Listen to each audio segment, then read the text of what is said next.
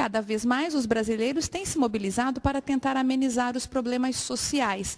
Muitos, inclusive, têm dedicado parte do tempo em benefício dos outros. São voluntários que prestam serviços em escolas, em asilos, em creches, em comunidades carentes. O patriotismo tem sido visto também em jovens, que, por exemplo, fazem questão de votar, mesmo não sendo obrigados a exercer esse ato de cidadania. No Brasil, recentemente, foi criada uma campanha nacional que busca promover a reflexão sobre simples práticas de corrupção comuns no dia a dia, o combate a essas simples práticas, como, por exemplo, falsificar carteirinha de estudante, roubar TV a cabo do vizinho, comprar produtos piratas, furar fila, tentar subornar o guarda de trânsito para evitar multas, estacionar na vaga de idosos e deficientes, entre outras coisas que alguns costumam dizer que fazem parte do jeitinho brasileiro. Essas atitudes costumam ser culturalmente aceitas e muitas vezes têm a gravidade ignorada, mas tem muita gente que não concorda com essas práticas e estão aí, se mobilizando para um país melhor e justo. E você?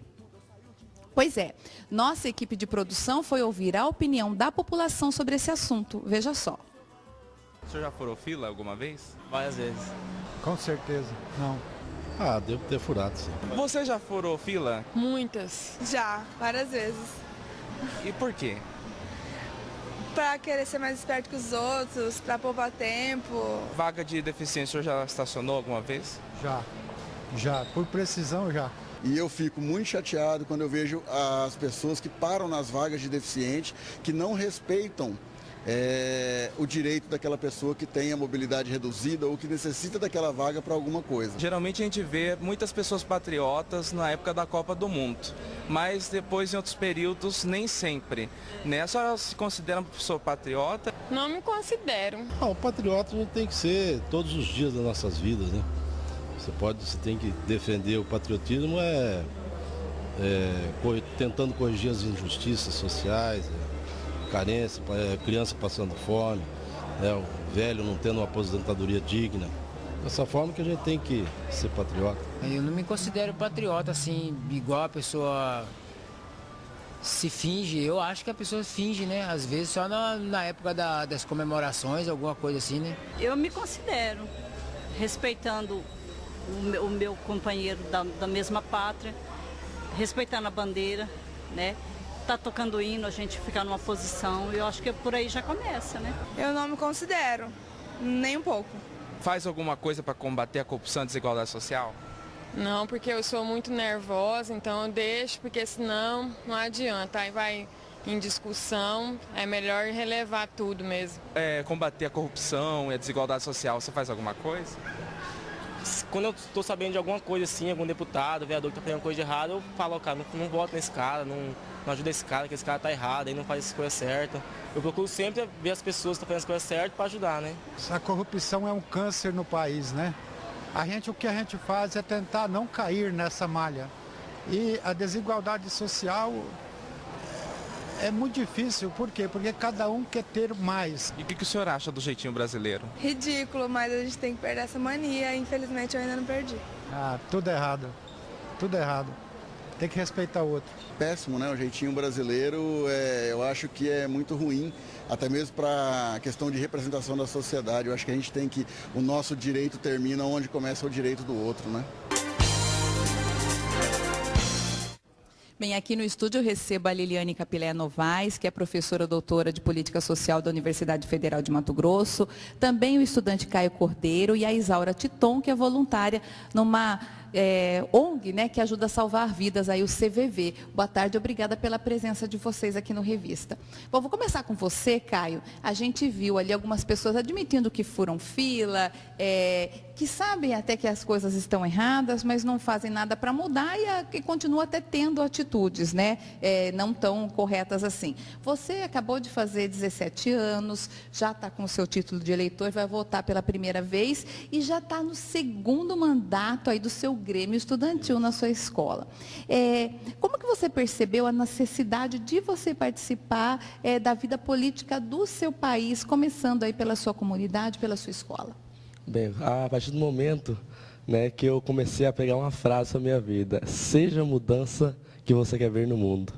Né? E isso daí, a partir deste momento, eu comecei a ver, olhar a realidade, né, do mundo que nós temos hoje, da sociedade a qual nós temos, que muitas vezes nós temos a capacidade tanto, né, de falarmos, de criticarmos, mas a atitude tem que começar a partir de nós. E eu, por ver a sociedade que nós estamos, a política que nós vivemos, né, eu decidi participar também desse processo, porque é um direito meu. Né? Por ser um direito meu, eu decidi exercer, porque tem uma série de direitos a qual nós não conhecemos, nem temos a vontade de exercer. Né? Então, a partir desse daí, eu decidi, né, estar participando desse processo de democracia. E você incentiva isso entre os seus colegas? Com certeza. Né? A partir do, por exemplo, no Grêmio Estudantil, nós temos o voto, ele é direto e secreto, né, como as eleições ocorrem. E nós estamos aí na representação de sala, líder de sala desde a 6ª série, líder de Grêmio, né, e representante do conselho da escola. Então, são séries de políticas que começam por dentro da nossa escola, né, e que estamos tentando levar e chamar mais e mais para que nós fazemos um mundo diferente, uma sociedade diferente. Professora, normalmente começa assim, esse envolvimento, já começa na adolescência, né? Ele falou, a partir da 6ª série ele já estava lá sendo líder de sala, a pessoa começa a se interessar por essas questões ainda pequena?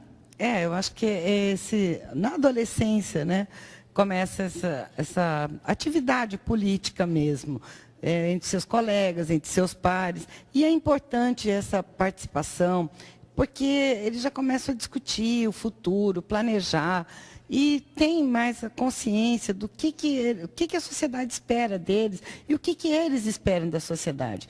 Por isso que o voto do adolescente, a partir dos 16 anos, é tão importante. Porque, assim, muito se fala que o jovem não sabe votar, que o adolescente não pode dirigir, mas pode votar.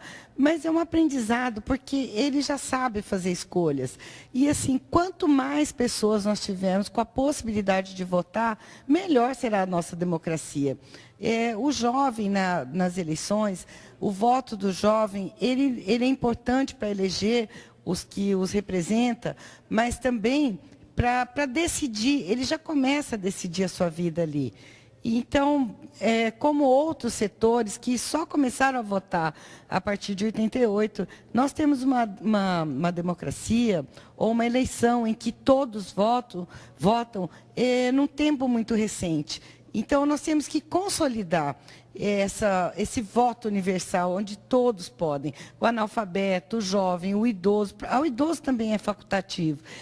Mas é importante que ele tenha essa possibilidade. A escolha é dele, é como do jovem dos 16 aos 18 anos. Ele escolhe se ele vai votar ou não.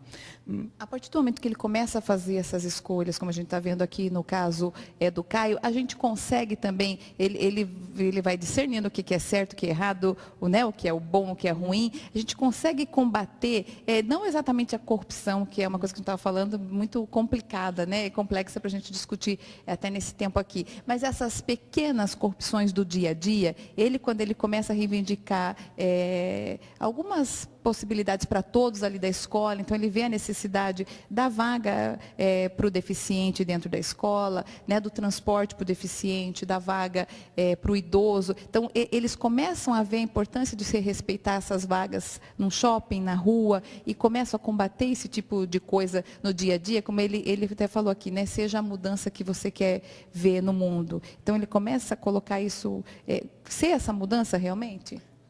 Aline, não sei se ele pode combater. Eu acho até perigoso transferir para o cidadão essa função, que não é dele especificamente.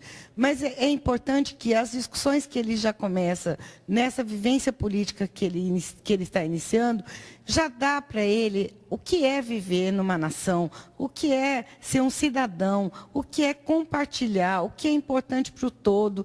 Então, aí, essa consciência política dele que vai dar para ele uma melhor clareza do que é essa convivência. Então, essa convivência é não estacionar na vaga do deficiente, enfim, é todo um conjunto de questões. Porque a corrupção, lógico que ela é igual aos pequenos atos, os grandes atos, eles são a mesma coisa.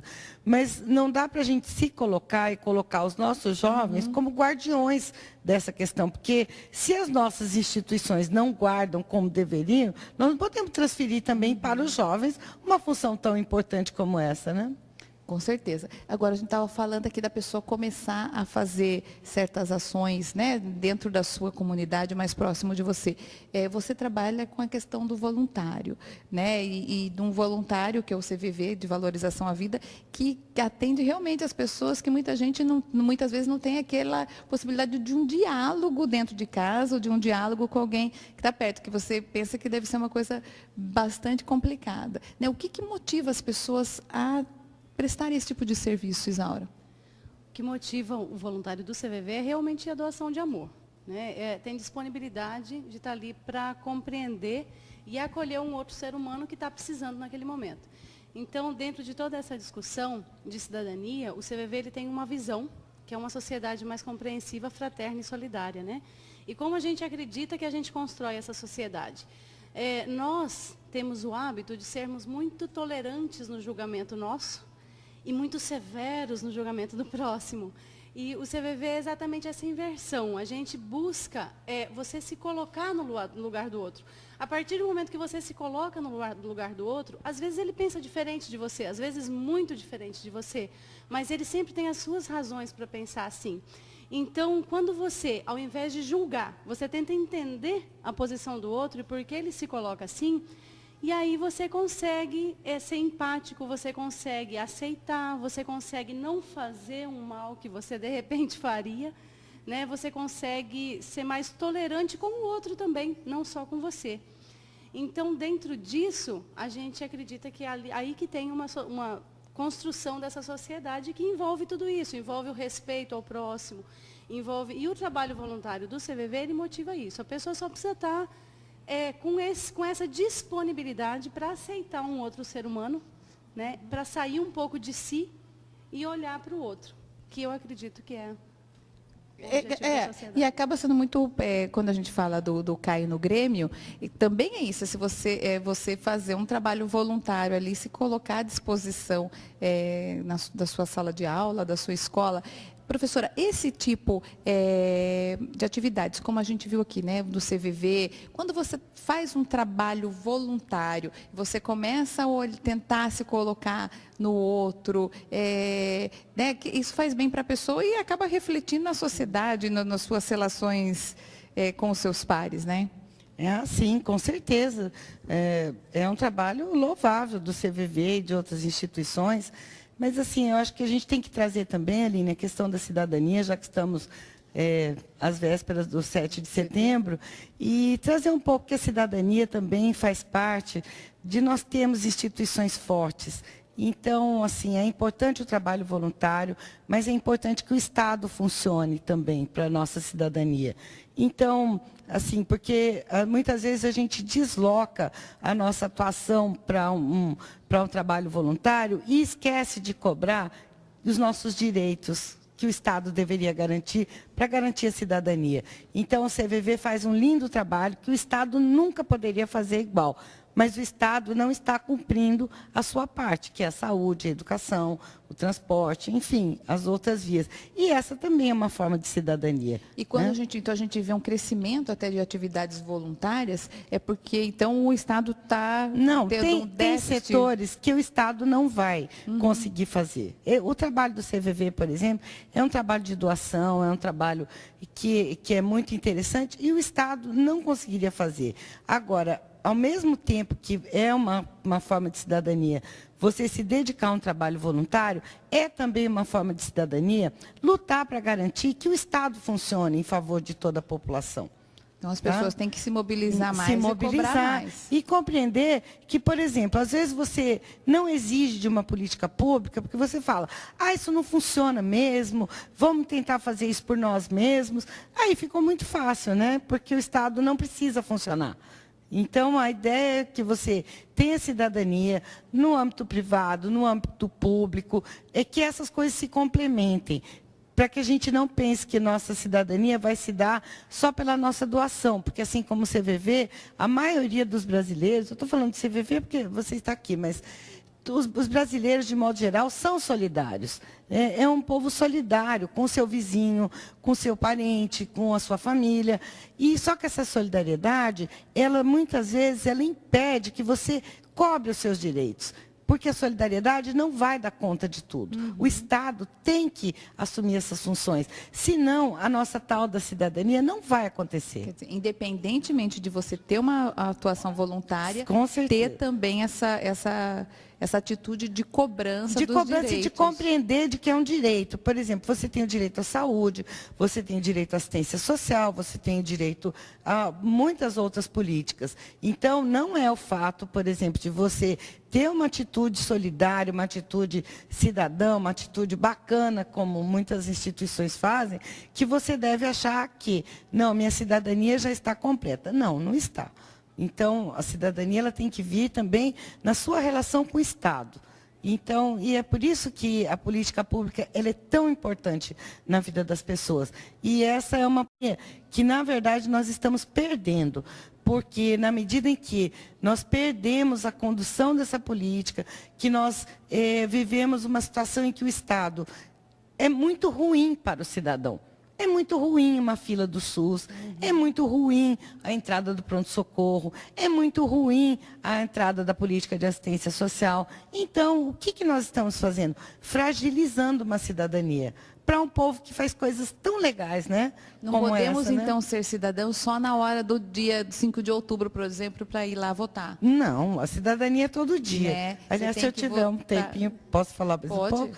Então, essa questão da cidadania também é muito interessante, porque a cidadania ela não é só o voto, né? A eleição é uma das partes. Então, às vezes você pergunta, você se considera um cidadão? Me considero, com direitos e deveres e tal, né? Pois é, mas a nossa cidadania brasileira, ela tem sido construída só em cima de deveres, porque os nossos direitos como cidadão são negados quase todo o tempo. Então, e a cidadania, na verdade, ela é mais direitos do que deveres.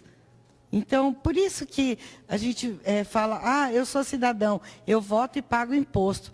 Olha, sinto informar que sua cidadania está bem precária, porque você não recebe nada de um país em que você é cidadão, né? Você está cumprindo o dever, você está pagando os impostos. E nesse ponto o Estado funciona muito bem, porque sabe cobrar, né? Claro, E marca em cima, mas na hora da parte dos direitos, deixa muito de a lado. desejar. Então, e a gente consegue fazer um link da cidadania só com direitos. Eu acho que está na hora da gente começar a discutir essa cidadania com deveres, né? A nossa cidadania com direitos. Porque isso é que faz um cidadão. Se os nossos direitos forem melhores, as políticas públicas melhores, melhor será até a nossa eleição, onde todos terão a mesma condição de compreender, de ter escolaridade, de ter os direitos garantidos. Porque quando isso é muito dispar, né, com a desigualdade muito grande, não é que as pessoas não sabem votar, é que as condições do voto são muito diferentes. Então, quando você não tem nada, quando o Estado não te atende, é muito fácil de você ser cooptado mesmo por um sistema, né? E aí a gente vê várias pessoas também que ficam até desanimadas, elas não querem participar, às vezes, do processo eleitoral. Também, com razão, né? Por um outro lado, né? Porque... Aí fala, vou votar, mas vai continuar a mesma coisa, isso não vai mudar. E também, Aline, não é só o voto que vai mudar. O voto é importante, mas assim, não é só o voto. Há que se fazer uma mudança de mentalidade também, né? Porque só pelo voto nós estamos vendo que a gente está repetindo uma situação, né, que ela vai ficando mais grave. Então, assim, falar, a situação está assim porque a população não sabe votar. Não, a população sabe votar sim, sabe quais são os seus anseios, os seus interesses. Agora, as instituições precisam funcionar. Independentemente de quem estiver no poder, né? Exatamente. Eu quero aproveitar a presença da Isaura para ela falar um pouquinho do 14º Encontro Nacional de Valorização da Vida. Então, já fala aí para a gente. O 14º encontro, na verdade, ele está se encerrando agora, né? A gente teve palestras durante o mês passado todo e a gente encerra na quarta-feira com uma passeata pela vida, onde a gente pede que as pessoas vistam camisas amarelas. O ponto de partida vai ser na Praça Santos Dumont. Às 19 horas o encontro, 20 horas a gente sai. E queremos fazer uma passeata com velas para lembrar, para mobilizar as pessoas, né? Para a prevenção do suicídio, para que todos saibam que é possível prevenir, que tem como a gente evitar essa dor, que é muito imensa.